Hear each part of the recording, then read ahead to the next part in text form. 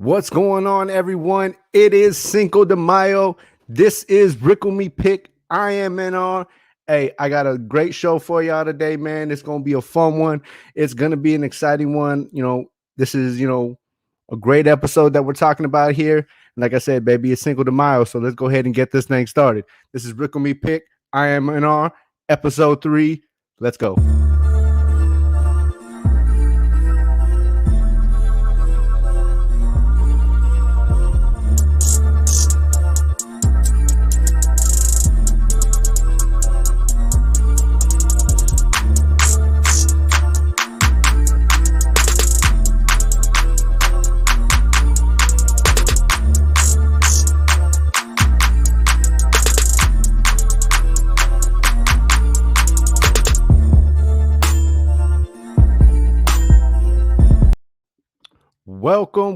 Welcome, everybody.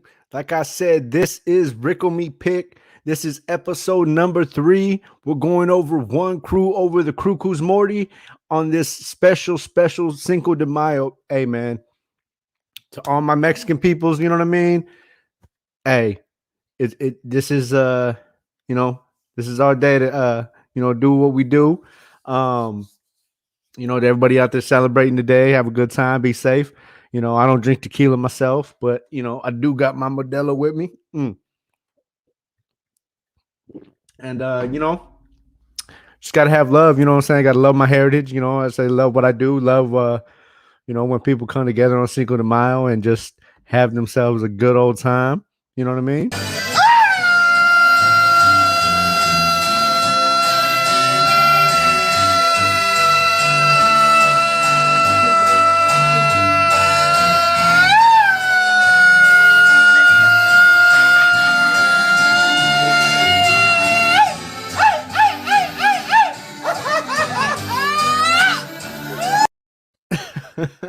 All right, there we go, baby. So without further ado, let's go ahead and get into it. Like I said, this is episode number 3, and we are going over episode 3, season 4, one crew over the Crewcoo's Morty. Now, this was a like all over the place type episode, lot going on, and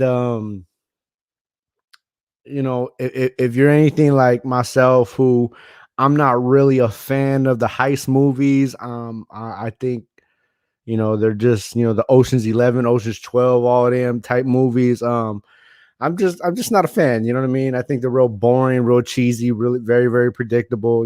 It's always the same thing, just different characters. So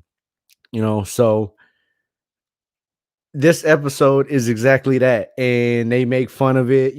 Dan Harmon is, very anti-heist movies and everything like that. If you watch Harmontown, or if you've ever seen any or listened to any of Harmontown, he talks about it in there. He can't stand heists. They're just dumb. They're just stupid. And I'm right there with them. So let's go ahead and jump into this episode. Let me pull it up for y'all. Let's go. All right. So the beginning of this episode, Morty and Rick, they hit a temple up. They're trying to get this crystal skull. Once they get to the temple, they find a little origami. It's a call sign, of one of Rick's, nemesis, Miles Knightley, heist extraordinaire. So they end up going to this heist con, you know what I mean? Because now he has to go see Miles to get his stuff back. He thinks they're trying to just get up in there real swift like, but because it is a heist, Rick's got to do what he doesn't want to do, and now he got to go put this team together. He got to go assemble his heist team. As you can see, Morty, he tried to sneak Morty in. He's over there in the back getting all smashed up. So now as the episode's going on, we're getting this heist team together. You know what I mean? There's a bunch of, I believe he gets, it's the Rick 5. So he picks up, 3 other people right now. And then him and Morty. So right here we see Truckula. You know what I mean? We see all 5 of them right here. Truckula, Angelina Flint, and Glar, aka Gleer. So They get up in there, once they get up in there, Rick's like, all right, I don't need y'all no more. So him and Morty bounce, they leave the crew behind. And here we are. He walks in on Miles Knightley as he's giving his whole little, you know, his whole little spill, his whole little heist spill, at his heist con intervention and stuff. So as Rick's walking up, security, tries to run up on him. He hits him with the old Doctor Strange ripoff as his coat comes off, and suffocates the guard over here. As you can see, Rick confronts Miles Knightley. They're talking about the Crystal Skull and who's gonna get it back, and blah blah blah. They're going back and forth about how heists are just full of shit. Miles Knightley, is pretty much mocking Rick. As you can see, we see Miles Knightley has his team put together, which he assembles, a few people. He got double microwave right there. He got Snake Arms. He got what's her name? It's the Shapeshifters, or the Shapeshiftress. I'm sorry. You know what I mean? So he got his team right there, as well as, he took Rick's team. But as Miles Knightley unveils his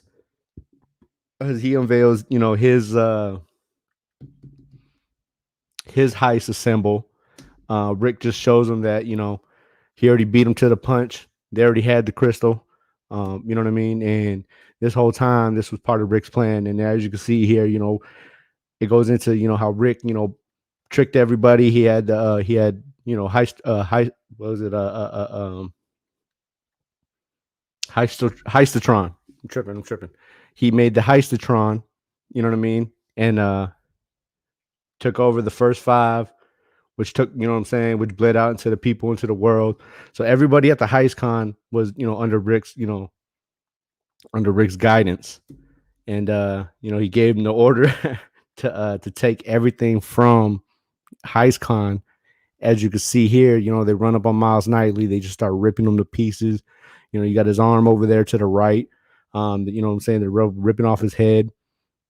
Rick and Morty end up bouncing because they're like, oh, damn. You know what I'm saying? Like, this was not part of the plan. So as they're leaving, they run into Heistatron, which Heistatron, unveils that he had the old switcheroo on Rick. So now he's running an old heist. So now Rick's forced to get another crew to go up against Heistatron. So as you can see here, we bring back good old Mr. Poopy Butthole. You know what I'm saying? Like good, it's good to see him back. He's teaching a class right here on the old works of Maya Angelou.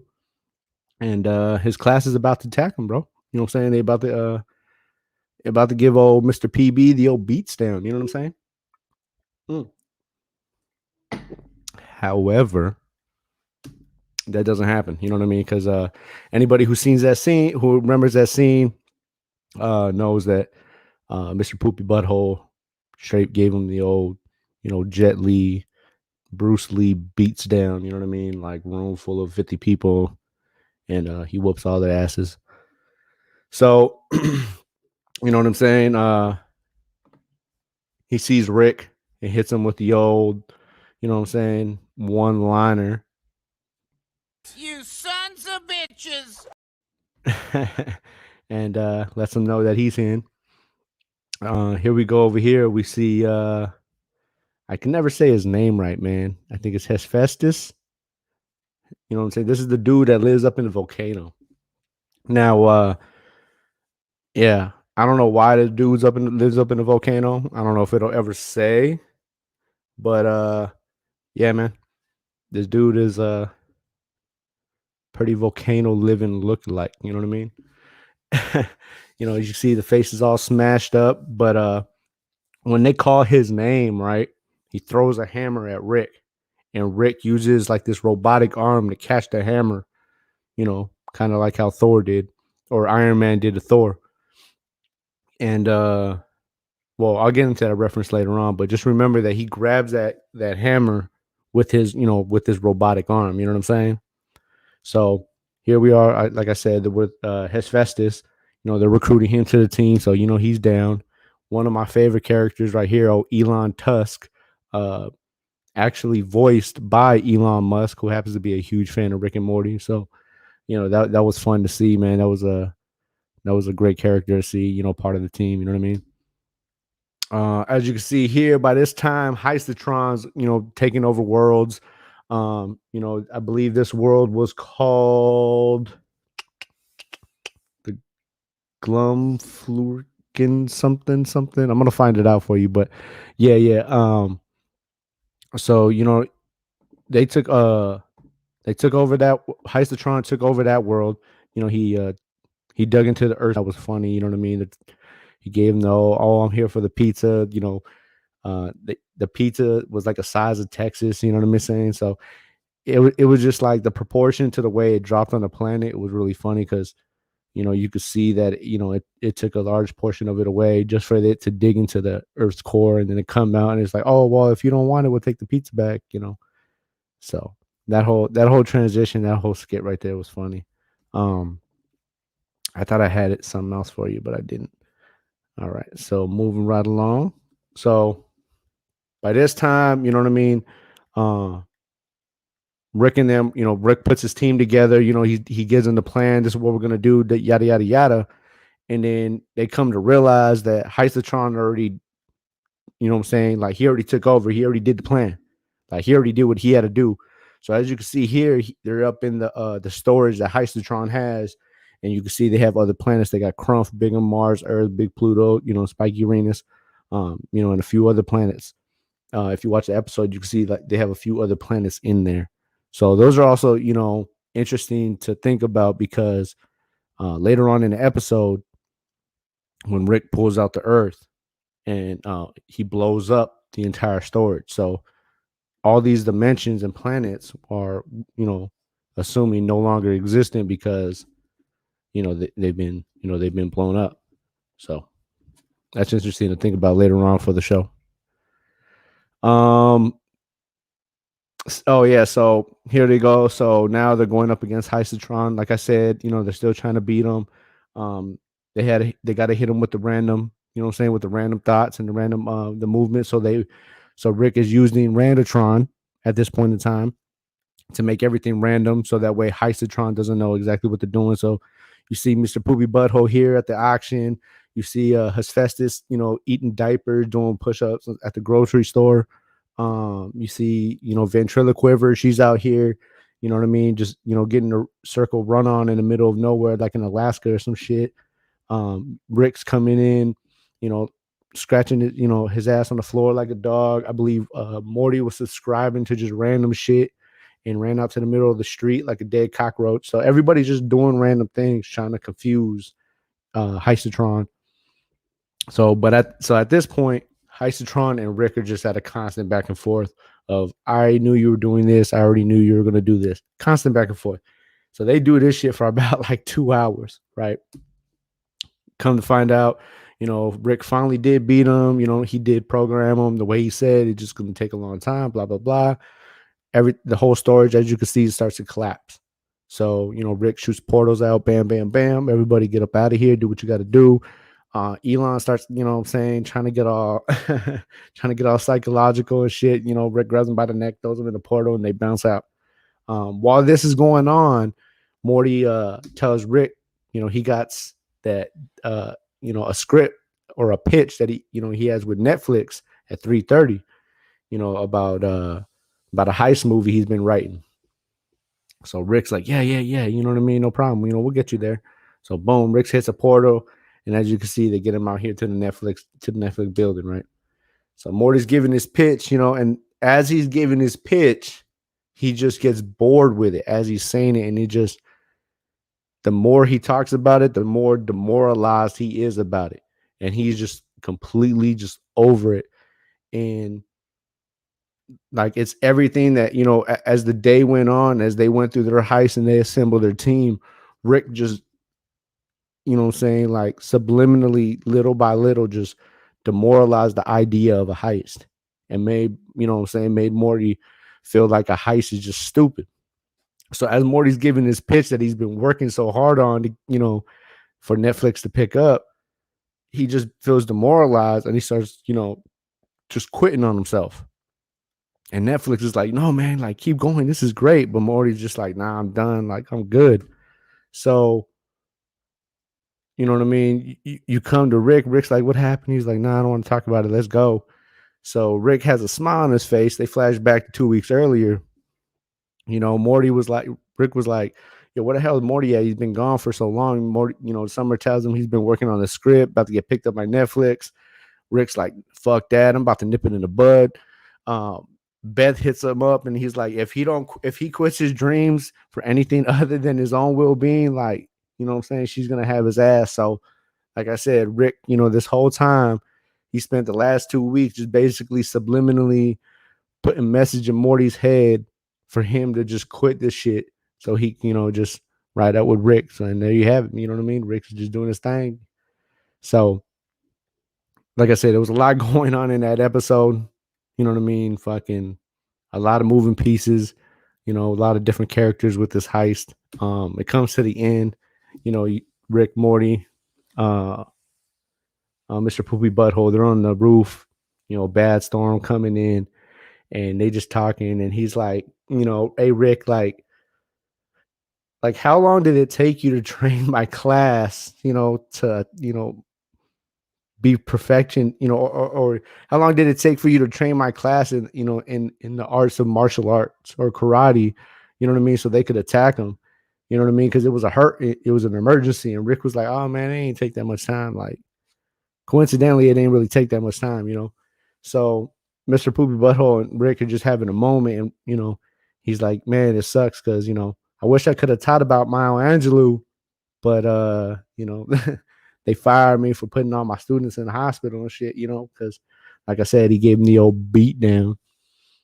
But that's pretty much it for the the breakdown of the episode. So like I said, a lot going on in this episode. And obviously, in my opinion, the high point of the episode would obviously be, them putting the crews together. You know what I mean?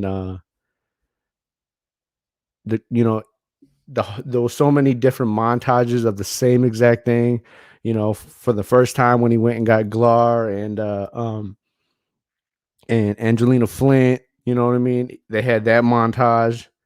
And it was exactly like the same montage when he went and got Mr. Poopy Butthole and his Festus, it was just for a different reason, different time. Even when Miles Knightley took his team away and recruited a team, it was all the same montage, you know what I mean? And this is exactly why Dan Harmon, like, he hates heist movies. It's for this reason right here. It's like the crew assembly is like, it's like it's just boring.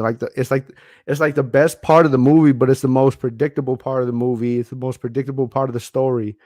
You know what I mean? And it's just like, what's the point? Like, it's what's gonna happen. You know how it's gonna happen, and you're gonna have the old trickaroo, switcheroo somewhere in there, and it's gonna be the same thing as the original way, just with different people. You know what I mean? So I think that's the high point of the episode. You know what I mean? I obviously think that's what that was one of the you know, biggest points he wanted to make, was like, this is all a heist movie is. It's just a bunch of fucking, I'm recruiting this person, this person, this person, hit him with the old switcheroo. Now I got this person, you know what I mean? Like, and I still am gonna get you one up when you think you have me because I hit you with the old switcheroo at the end. It's all the same. It's all the same crap, man. So so when it comes down to me, the biggest takeaway of it is fuck heist movies. That's it, man. I don't care if it's Ocean's 12. I don't care if it's Ocean's 8. I don't care if it's Ocean's 45. I don't care if it's Rivers 52. I don't I don't care, man. Heist movies are whack. That's my opinion. Hey, hate me if you want. You know what I'm saying? I'm just here to get swifty with it. That's it, man. But I don't care. I don't care, man. I think that's my opinion. I would love for anybody who has a different opinion. You know what I'm saying? Y'all hit me up. Y'all get up on here and we'll talk about it. And you tell me if you feel a different way about heist movies. But in my opinion, the biggest takeaway of this episode is that heist movies are, they're whack, man. They're predictable, they're whack. They're boring, and they should just rid of them, all of them, because they're garbage. All right. Favorite comparison and metaphor. There was a lot of them in this one. I had to take some notes on this one. Let's see. So, in the beginning of the episode, they had where they're in the temple and they're going after the crystal skull. That temple with the booby traps and everything, that was actually a nod to Indiana Jones, which Indiana Jones had a few nods in this movie. Um, the crystal skull itself was called the crystal skull of Horwitz. Okay. The name Horwitz is after Dave Horwitz, who helped create Indiana Jones and the Kingdom of the Crystal Skull. So that's where that metaphor came from. So shouts out to Indiana Jones. Great series. Obviously, if you've never seen it, it's a must. Great movie. On to the next one. We have obviously the montage, like I said, of assembling the crew was based off of Ocean's 11. They took the same montage in Ocean's 11 and they used it for this episode to give it that real heist movie, feel. So, just as well as there was a lot of references, to Ocean's 12, you know what I mean? So, plus we had, the Doctor Strange reference when Rick walks into the heist, into the heist room, tells it, Coat, do Doctor Strange ripoff and, starts choking the security guard. So that was that obvious one. And then the obvious, the references to Maya Angelou that Mr. Poopy Butthole had. So, like I said, there was a lot more. I'm pretty sure, I probably missed some, but that was like the few, that really stood out to me. Obviously, if I had to pick, and Elon Musk one. Obviously, Elon Musk playing himself as Elon Tusk. That was a great one, man. Like I really like that one. Let's bring the character up. Let's see. Okay, yeah. So here we had, the Elon Musk character. When they're putting the crews together, we had Trucula, we had Glar, Hephaestus, Ventriloquiver, and then, like I said, we had Mr. Poopy Butthole. Let's see. So who was my favorite character of the episode? Well, since I already have them up here, you know what I mean? It's an obvious who my favorite is, man. Any episode that Mr. Poopy Butthole is in is always going to be my favorite. You sons of bitches. But my favorite part of the whole episode is, what I'm saying, when they first came in and he's sitting at the board and talking about, Ooh, wee. talking about, you better get used to that phrase by the end of this semester. And then his old class, just, he gives them the old giggle, and then they start, they start to get all busy with it. But he had to put the hands on all of them. He didn't kill none of them, so they don't go on to our deaths at the end of the episode. They just, he just put them all into the hospital. So, he did what he had to do. He seen the class running up on him. He had to give him the old beat down. He didn't really know what was going on, but hey, Mr. Poop Butthole, he always bounces back. As you can see, also, he still has the cane. He still walks with the cane from when he got shot by Beth. He went through the whole rehab and everything, but as you can see, he is still walking with the cane and stuff like that. So that's another reference, back to the episode prior to.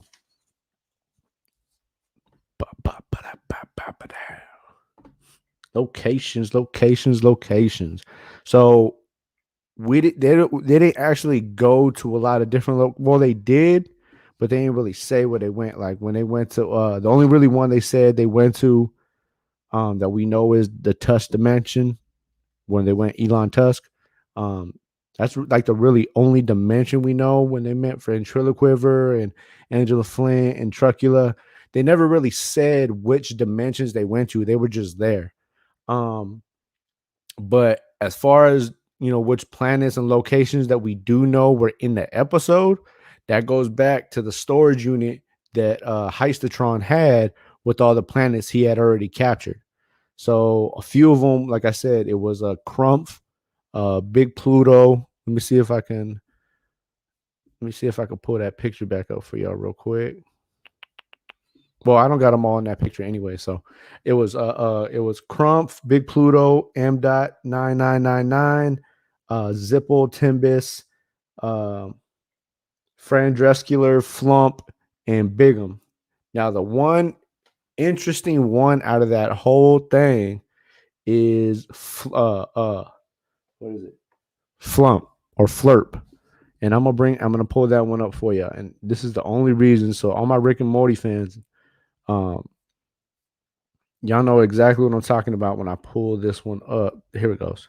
All right, so Flump. Yep, Flump is a butt planet. So when this storage collapsed, that whole storage blew up, and all the planets inside of it, were destroyed.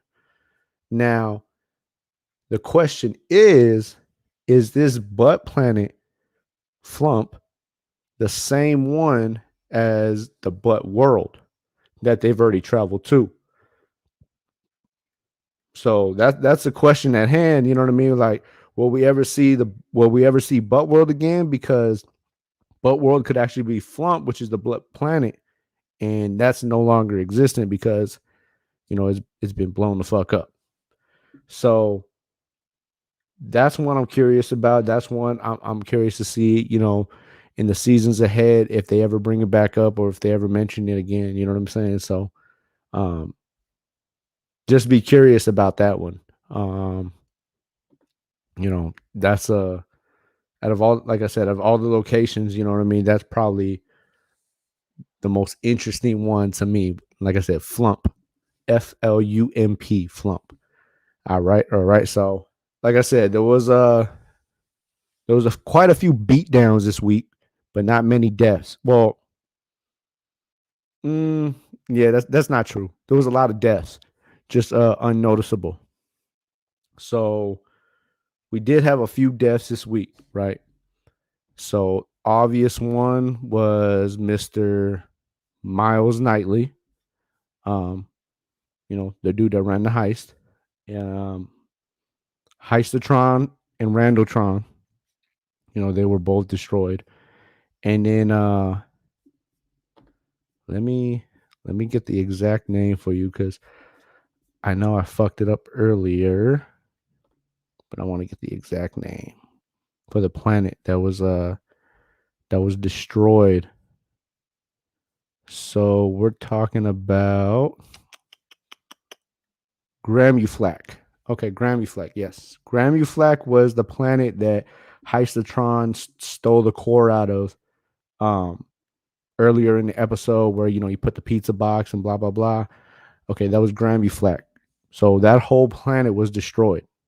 So we lost Miles Knightley, Heistatron, Randatron, and the entire planet of Gramuflac. So that's why I say, yeah, there was a lot of deaths, but it was unnoticeable deaths. So,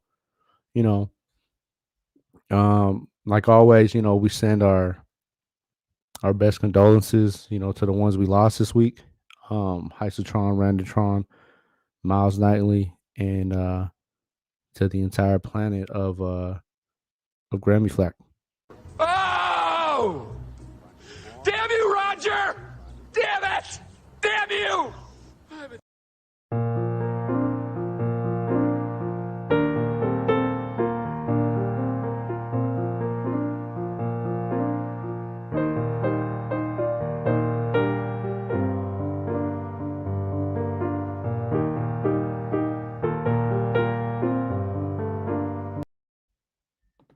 There you have it. There you have it.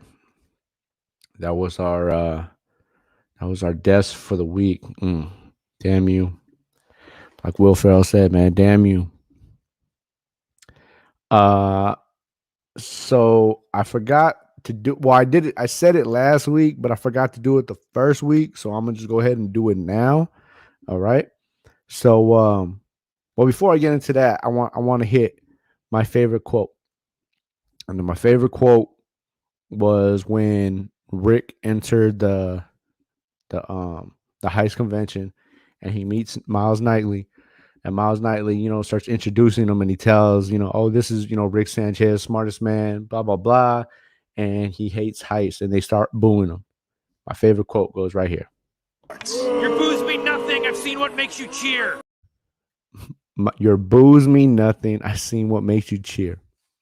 It's got to be one of my most favorite quotes, man, because it applies so much today. It's like, when people are like negative with you, no matter what you do, man, like, if you love doing something, there's going to be people negative. There's going to be people booing. There's going to be people doing all that.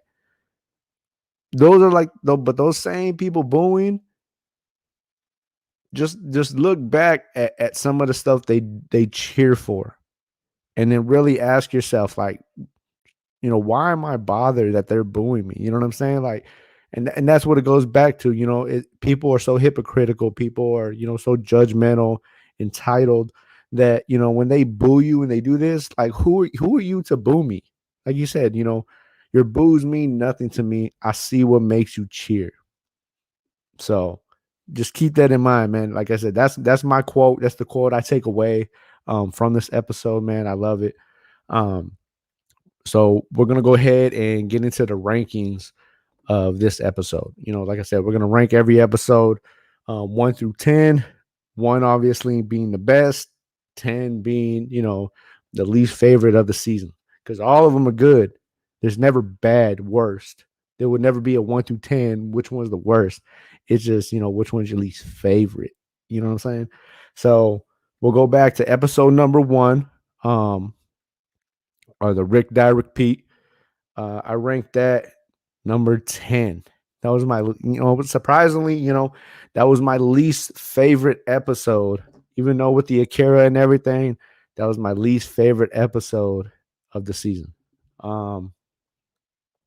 Episode number 2, which was last week, which was the Old Man in the Seat. It's one of my favorite of the seasons. Rank that number 2. Bam, right there. So that leaves this week. Episode number 3, One Cruise Over the Crewcoo's Morty. And if it wasn't for Mr. Poopy Butthole being in this episode, I would have definitely probably ranked this one at 10.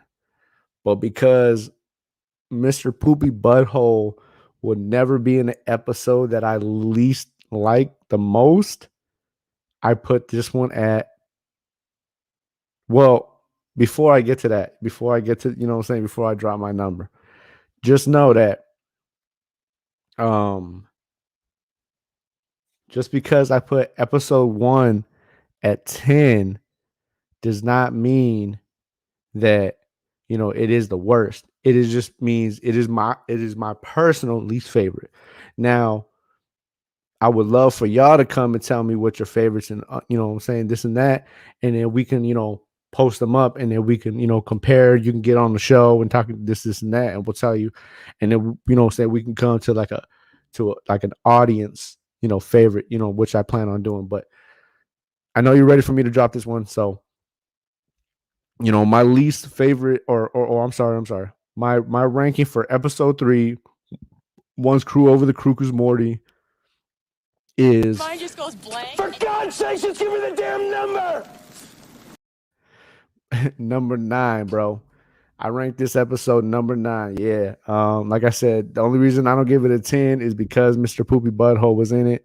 But aside from that, man, yeah, it's probably one of my least favorites. And I think just because it is a heist episode, and it's just like, yeah, whatever. You know what I'm saying? So that's where I ranked this one. It was definitely a 9 out of the season, out of 10. So which is only in my opinion a good thing, because we already got 9 and 10 out the way. So everything else is going to be better. You know what I mean? We already hit the number 2 spot, but 9 and 10 are gone out the way. So everything else has to be better. You know what I'm saying? So, and boom, right there it is. Next week episode, we're going over Claw and Hoarder's special Rickdom's Morty. For those who don't know what this episode is, boom, there it is right there. Next week's episode, you know what I'm saying? Bartholomew, Rick, Beth, Summer, Morty, Jerry. This is the episode where, they go on a mission. Rick promises Morty a damn dragon. Rick goes into a coma, comes out. You know what I'm saying? He ends up having to get Morty a dragon, but we're gonna get all of that to the next week. But hey, this is a great episode. I can promise you this. This episode is definitely in my top 5. So, saying you'll want to come back next week and see where it's placed in my top 5 because yeah, man, this is definitely a favorite right here, man. I definitely, enjoy that episode. There's a lot to talk about. I know that episode took so much criticism. But as far as this week's episode, man, like I said, just because it's placed at number 9 does not mean I didn't enjoy it. It's still, like I said, the quotes, the characters, it was very much an enjoyable episode. The directors did an awesome job like always. The storyboards, everything, man. It was just fucking awesome. Another great, Rick and Morty episode. So, hey, man, it's been, a good episode. It's been a good week. I'm glad for everybody that tunes in now and that's going to tune in later.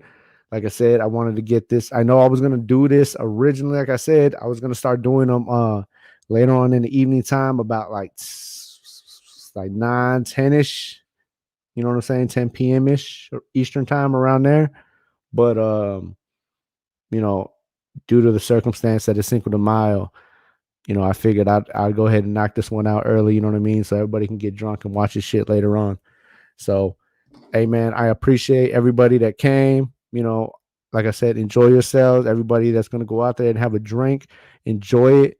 You know what I'm saying? To all my, to all my other minorities that get down with, you know what I'm saying, with this Mexican holiday, I suppose you want to call it. You know what I'm saying? I appreciate y'all. I appreciate the love. We need to spread more love. And because it is Cinco de Mayo, I'm going to go ahead and take this shot right here for y'all. And you know what I mean? I would appreciate it if you join me.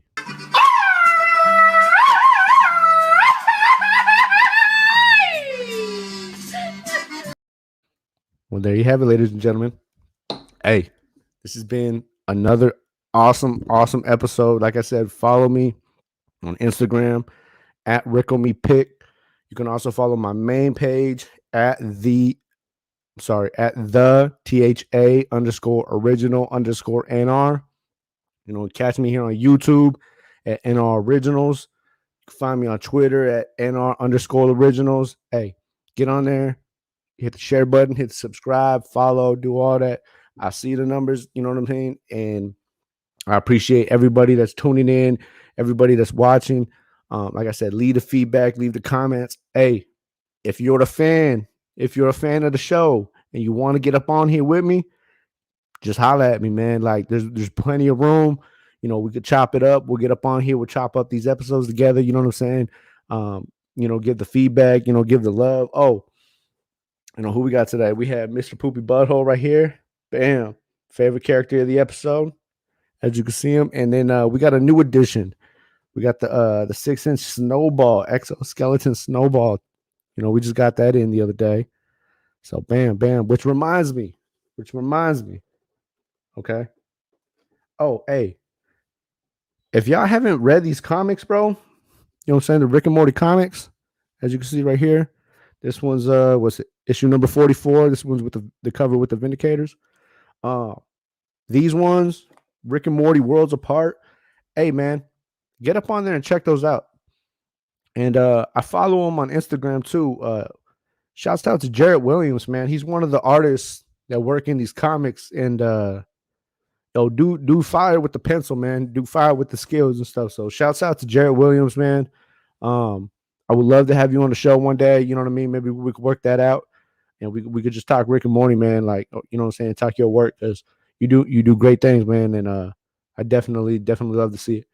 But like I said, man, Hey, follow me, share, everybody that has watched, you know what I'm saying, over the last couple weeks. Um, like I said, I'm still working out these kinks, but I appreciate y'all, you know what I mean, y'all watching. Y'all have a happy Cinco de Mayo. Y'all be safe, you know what I mean? Don't do nothing crazy. And until next week, man, we gonna be out this thing. So I am NR. This has been another episode of Rickle Me Pick. And ladies and gentlemen, we out. Peace.